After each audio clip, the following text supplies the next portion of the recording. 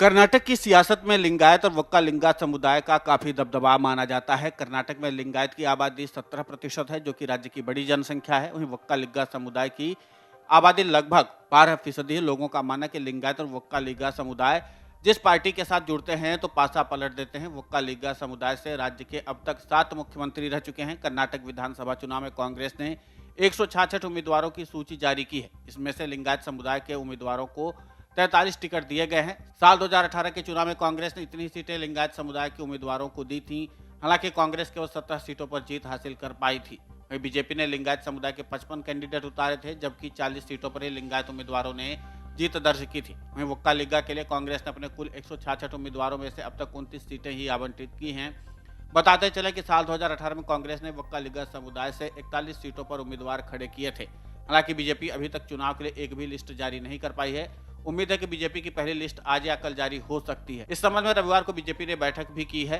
चुनाव आयोग ने 29 मार्च को ही कर्नाटक विधानसभा चुनाव के लिए आरक्षित सीटों की भी घोषणा कर दी थी। बताते चले कि लिंगायत और वक्का लिंगा के अलावा कर्नाटक में एससी समुदाय की 17% आबादी और 7% की आबादी एसटी है। विधानसभा चुनाव में एससी समुदाय के लिए 36 सीटें हैं और एसटी समुदाय के लिए 15 सीटें चुनाव आयोग ने आरक्षित की हैं। लिंगायत के बाद वक्का लिंगा समुदाय को कर्नाटक का दूसरा प्रमुख समुदाय माना जाता है। वक्का लिंगा समुदाय पर जेडीएस और कांग्रेस का आधिपत्य बीजेपी से ज्यादा रहता आया है। इस बार इसको लेकर के सत्तारूढ़ पार्टी ने चुनाव से पहले उन्हें लुभाने की कोशिश की है। ऐसे में सवाल उठता है कि क्या वाकई 10 मई के विधानसभा चुनाव में उनके मतदान के रुख में बदलाव आएगा। कर्नाटक की राजनीति में वक्का लिंगा की भूमिका का अंदाजा इसी बात से लगाया जा सकता है कि उसने आजादी के बाद से कर्नाटक को 7 मुख्यमंत्री और 1 प्रधानमंत्री दिया है। वहीं राज्य के पहले 3 मुख्यमंत्री के चेंगल राय रेड्डी, केंगल हनुमंथैया और कदीदल मंजप्पा वक्का लिंगा समुदाय से थे। एचडी देवगौड़ा वक्का लिंगा समुदाय से कर्नाटक के पहले व्यक्ति हैं जो प्रधानमंत्री भी बने। यहाँ के ओल्ड मैसूर क्षेत्र में इस समुदाय की मजबूत पकड़ मानी जाती है। इसमें रामनगर, मांड्या, मैसूरू, चामराजनगर, कोडागु, कोलार, तुमकुरू और हासन जिले शामिल है। इस क्षेत्र में कुल 58 विधानसभा क्षेत्र है, जो 224 सदस्यीय सदन की कुल सीटों की संख्या का 1/4 से अधिक हिस्सा है। पिछले विधानसभा चुनाव में जेडीएस को 24 सीटें, वहीं कांग्रेस को 18 तो बीजेपी ने 15 सीटों पर जीत हासिल की थी। इसके बावजूद यह समुदाय बेंगलुरु शहरी क्षेत्र के जिले के 28 निर्वाचन क्षेत्रों, ग्रामीण के 4 और चिक्काबल्लापुरा के 8 निर्वाचन क्षेत्रों में बड़ी संख्या में है। कुल सीटों को मिलाकर देखें तो वक्का लिंगा समुदाय का राज्य की करीब 100 विधानसभा सीटों पर दबदबा है। जेडीएस नेता देवगौड़ा वक्का लिंगा को पुराने मैसूर क्षेत्र में अपना मुख्य आधार वोट मानते हैं, जहां उसका मुकाबला कांग्रेस के साथ है। हालांकि हाल के दिनों में बीजेपी कुछ पैठ बनाने में सफल रही है। जाहिर सी बात है, इस समुदाय के बीच अपना दबदबा बढ़ाने के लिए बीजेपी ने आरक्षण कार्ड चलकर 4% कोटा लिंगायत और वक्का लिंगा के बीच समान रूप से वितरित किया।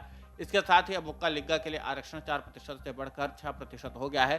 बीजेपी ने वक्का लिंगा समुदाय को अपने साथ जोड़ने के लिए एक समीकरण बनाया है, जिसके तहत पार्टी ने बेंगलुरु एयरपोर्ट के पास बेंगलुरु के संस्थापक और विजयनगर राजवंश के 16वीं सदी के सरदार नाडा प्रभु केम्पे गौड़ा की 108 फुट ऊंची प्रतिमा का निर्माण कराया। इस क्षेत्र में 58 विधानसभा सीटों पर अकेले वक्का लिंगा का वर्चस्व है, जिसकी कुल आबादी इस क्षेत्र में लगभग 15% है, जो लिंगायत के 17% के बाद दूसरे नंबर पर है।